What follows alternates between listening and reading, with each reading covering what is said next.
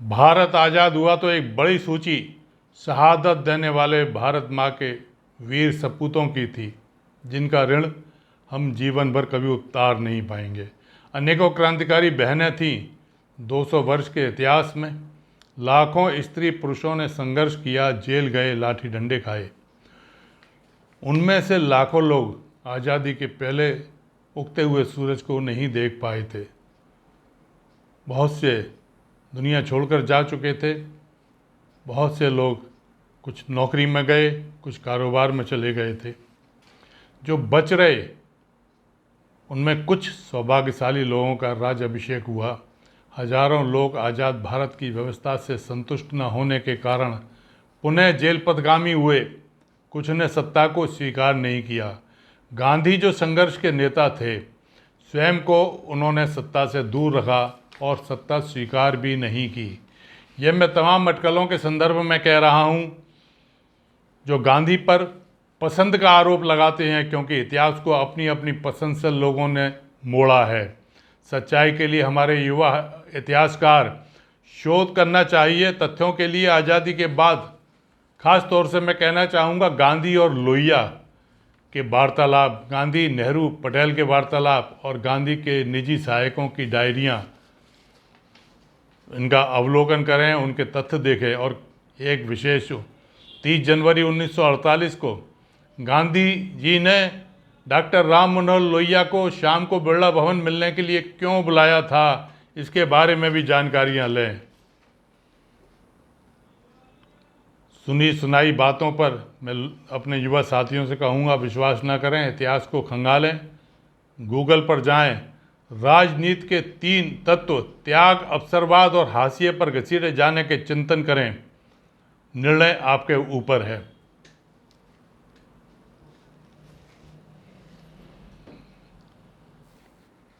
यह एक अध्याय था। अब दूसरे अध्याय पर आते हैं। 1974 जेपी मूवमेंट और उसके बाद 1975 आपातकाल। आपातकाल में लाखों लोग जेल गए। मार्च 1977 को लोकसभा के चुनाव हुए। राज तिलक किसका हुआ? जयप्रकाश जी ने गांधी के चरित्र को पुनः दोहराया। स्वयं सत्ता से दूर रहे और सत्ता को भी स्वीकार नहीं किया। यह दूसरे अध्याय की कहानी है। मैं फिर दोबारा युवाओं से अपील करूंगा, चिंतन करें और इसके बारे में जानकारी लें। और जो हमारे युवा इतिहास का विषय पढ़ते हैं उन्हें इस बात पर गंभीरता से शोध करनी चाहिए। अब मैं अपनी बात पर आता हूँ, मूल बात आज की आपातकाल की कथा। तुलसीदास जी को एक उद्धृत करता हूँ मैं। तुलसी नर का क्या बड़ा, समय बड़ा बलवान, भीलन लूटी गोपियां, वही अर्जुन वही बाण।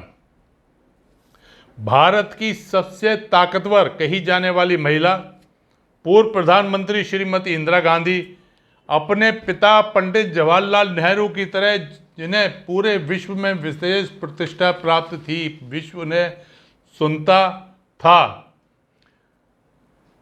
जिन्हें लोकसभा चुनाव 1971 में 2/3 से अधिक बहुमत मिला, यानी कि 352 सीटें अकेले कांग्रेस ने जीती थी। 44.68% वोट मिला। ये आंकड़े मैंने इसलिए दिया कि इतनी ताकतवर महिला, इतने ताकतवर पार्टी और सबसे ताकतवर पद प्रधानमंत्री का, उस महिला को अचानक पल भर में 12 जून को इलाहाबाद हाई कोर्ट का एक ऑर्डर आया और उस आयरन लेडी को आभास हुआ कि वे अब कुछ भी नहीं है, वे प्रधानमंत्री नहीं रह सकती। उनकी प्रधानमंत्री की कुर्सी पर सोशलिस्ट नेता राजनारायण के चुनाव पिटीशन की छाया का ग्रहण लग गया था। 1971 का लोकसभा चुनाव कांग्रेस ने गरीब हटाओ के नारे पर लड़ा। पाकिस्तान के 2 टुकड़े हुए, बांग्लादेश बना, जिसका पूरा श्रेय श्रीमती इंदिरा गांधी को रहा। 1971 में श्रीमती गांधी रायबरेली से उम्मीदवार थी। उनके खिलाफ संयुक्त सोशलिस्ट पार्टी के राजनारायण विपक्ष के साझा उम्मीदवार थे। इंदिरा गांधी विजयी रही। राजनारायण जी ने श्रीमती इंदिरा गांधी के विरुद्ध चुनाव पिटीशन दाखिल किया उनके चुनाव को चुनौती दी। चुनौती का आधार था कि सरकारी मशीनरी का दुरुपयोग हुआ। आरोप था कि यशपाल कपूर, जो उस समय पीएमओ में थे, OSD officer on special duty, वो एक गस्टेड अफसर थे, उनकी उपस्थिति चुनाव क्षेत्र में पाई गई, जो representation of people act 1951 section 123(7) के अंतर्गत दोष है। श्रीमती गांधी की ओर से कहा गया कि यशपाल कपूर इस्तीफा दे चुके हैं, किंतु न्यायालय ने यह इसलिए स्वीकार नहीं किया कि इस्तीफा स्वीकार करने का प्रमाण नहीं था। श्रीमती इंदिरा गांधी का चुनाव वॉइड डिक्लेयर किया गया तथा उनके ऊपर 6 साल चुनाव न लड़ने की पाबंदी लगी। अब इंदिरा गांधी प्रधानमंत्री नहीं रह सकती थी। इस मुकदमे का एक ऐतिहासिक तथ्य और भी है। 12 जून 1975 को पहली बार ऐसा हुआ कि देश के प्रधानमंत्री को किसी न्यायालय में जाकर बयान दाखिल करने के लिए वहां जाना पड़ा। और बताते हैं कि 5 घंटे से अधिक इंदिरा गांधी से वहाँ सवाल जवाब हुए। वहाँ श्रीमती गांधी रही थी। जिस अपराध के दोषी पाई गई, उसमें चुनाव के समय रायबरेली के DM, SP, executive engineer hydel, executive engineer PWD भी दोषी पाए गए। आरोप लगा था कि इन अधिकारियों ने भी चुनाव में सहयोग किया है और ये अधिकारी चुनाव में सहयोग नहीं कर सकते थे। ये आरोप भी उनको पर लगा। श्रीमती इंदिरा गांधी की ओर से यशपाल जी के लिए कहा गया था, तो माननीय उच्च न्यायालय ने अपनी फाइंडिंग दी। एक माननीय सुप्रीम कोर्ट का एक निर्णय था राजकुमार वर्सेज यूनियन ऑफ इंडिया 1969 का। उसको उद्धृत करते हुए माननीय न्यायाधीश जी ने कहा कि इस्तीफा जिस दिन स्वीकार होता है उस दिन से प्रभावी होता है, उससे पहले तक वे सरकारी सेवा में माना जाता है। अतः इनका इस्तीफा क्योंकि 25 जनवरी के बाद स्वीकार हुआ है और वो जनवरी में 14 जनवरी को, 17 जनवरी को और भी कार्यक्रमों में जुलूस को लीड करते हुए मिले।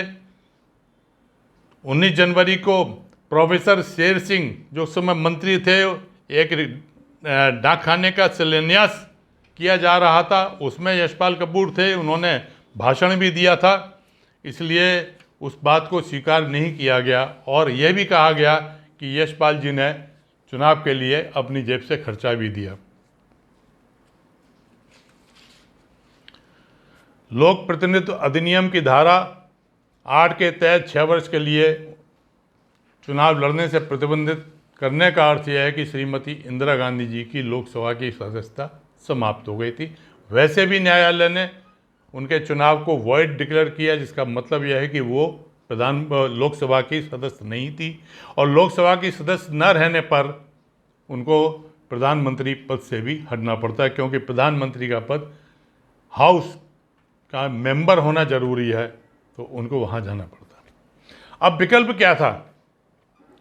श्रीमती इंदिरा गांधी के पास एक ही विकल्प था कि कांग्रेस के किसी अन्य नेता को शपथ दिलाएं, प्रधानमंत्री बनाएं। आगे कभी इस बात के लिए शोध किया जाना चाहिए और बहुत महत्वपूर्ण है। साथियों, मैं कुछ जो तथ्य सामने रख रहा हूं वो तथ्य ऐसे हैं कि आपको इमरजेंसी की गाथा सुनाते में कथा बहुत लोग सुनाते हैं, परंतु ऐसी बातें कम लोग कर पाते हैं। क्या कारण रहे होंगे? आज की तारीख में यदि आप देखें तो कभी ऐसी आवश्यकता पड़ी है कि कुर्सी से हटकर किसी मुख्यमंत्री को, या कभी ऐसी स्थिति आई है तो क्या किया उन्होंने? अपने परिवार के सदस्य को अपनी जगह शपथ दिलवा दी या अपने किसी घनिष्ठ मित्र को शपथ दिलवा दी और पर्दे के पीछे से खुद ही सत्ता का संचालन किया। तो शोध का विषय है। इस बात के लिए ज़रूर हमारे युवा साथियों को करने चाहिए कि उस समय श्रीमती इंदिरा गांधी ने क्यों नहीं संजय गांधी को अपना उत्तराधिकारी बनाकर और शपथ दिलवाकर प्रधानमंत्री क्यों नहीं बनवाया? लोगों का कहना तो यहाँ तक है कि श्रीमती इंदिरा गांधी स्वयं नहीं चाहती थी कि निर्णय आने के बाद वो प्रधानमंत्री रहें, परंतु 2 लोगों का नाम बहुत जोर से आया जो इस बात में जुट गए थे कि प्रधानमंत्री का पद श्रीमती इंदिरा गांधी को नहीं छोड़ना है। और एक थे उन्हें उस समय पश्चिमी बंगाल के मुख्यमंत्री श्री सिद्धार्थ शंकर रे, और दूसरे स्वयं संजय गांधी। और रे बहुत उम्दा वकील थे, एक बहुत बड़े कानूनी परिवार से थे, स्वयं में कानून के बहुत अच्छे ज्ञाता थे। और श्री सिद्धार्थ शंकर रे जी ने एक रास्ता निकाला, और रास्ता था संविधान के अनुच्छेद 352 का। 352 के अंतर्गत तत्कालीन राष्ट्रपति श्री फखरुद्दीन अली अहमद को एक नोट गया देश में आपात स्थिति लागू करने का। उससे पहले श्रीमती इंदिरा गांधी ने सुप्रीम कोर्ट में स्टे प्राप्त कर लिया था। सुप्रीम कोर्ट ने आंशिक राहत श्रीमती गांधी को दी थी। आंशिक राहत यह थी कि श्रीमती इंदिरा गांधी पार्लियामेंट में आ सकती है, प्रधानमंत्री पद पर रह सकती हैं, किंतु पार्लियामेंट में उनको वोट देने का अधिकार नहीं होगा।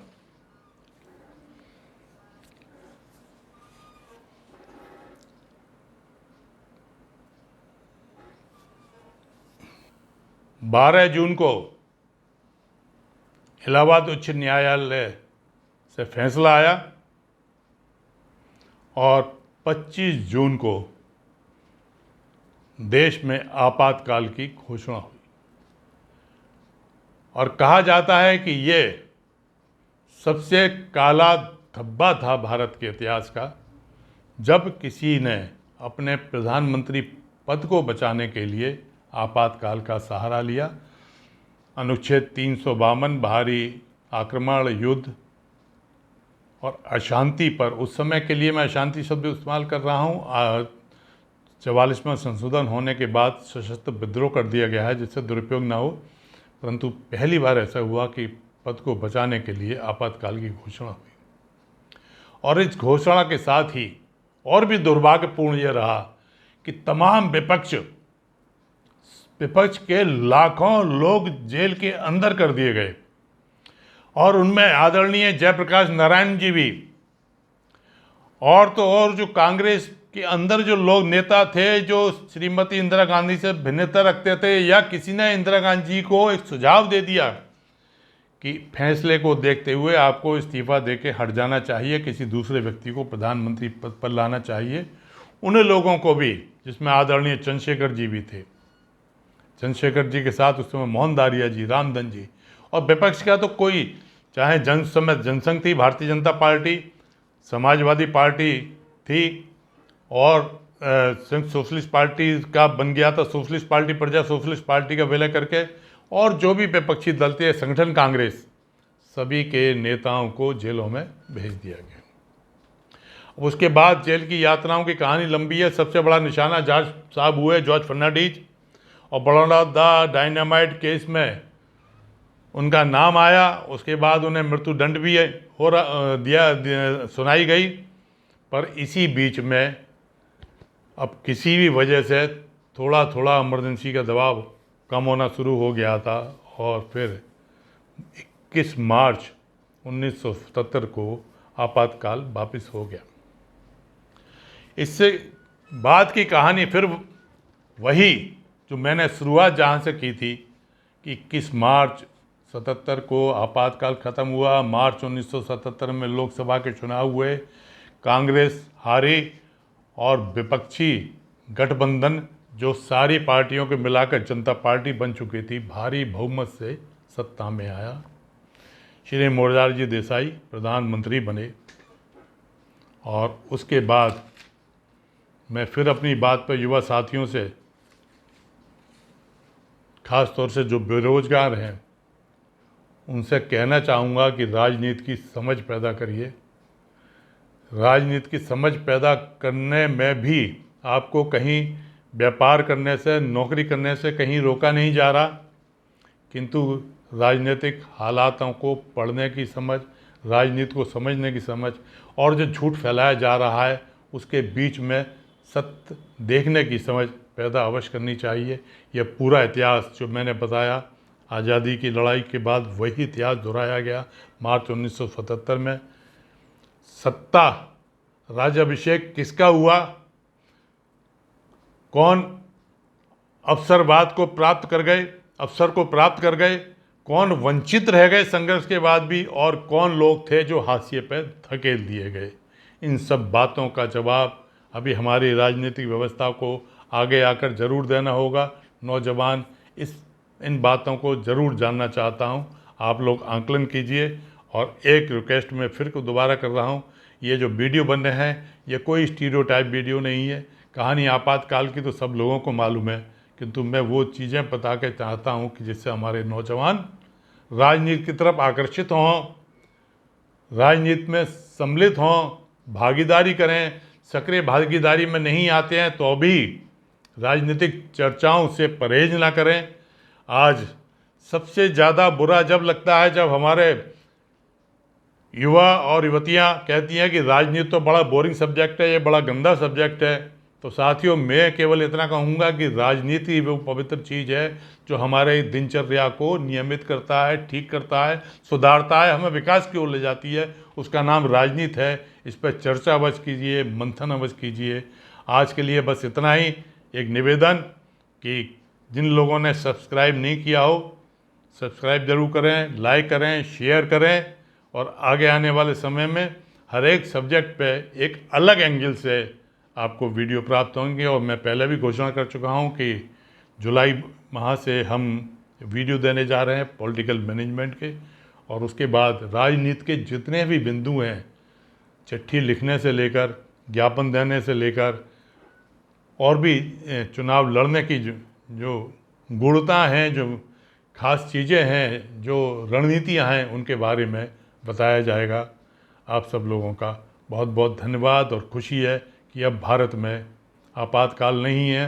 मेरे साथियों, प्रतिज्ञा करो, चौकस रहो, दोबारा भारत में आपातकाल जैसी परिस्थिति न बने। Thank you.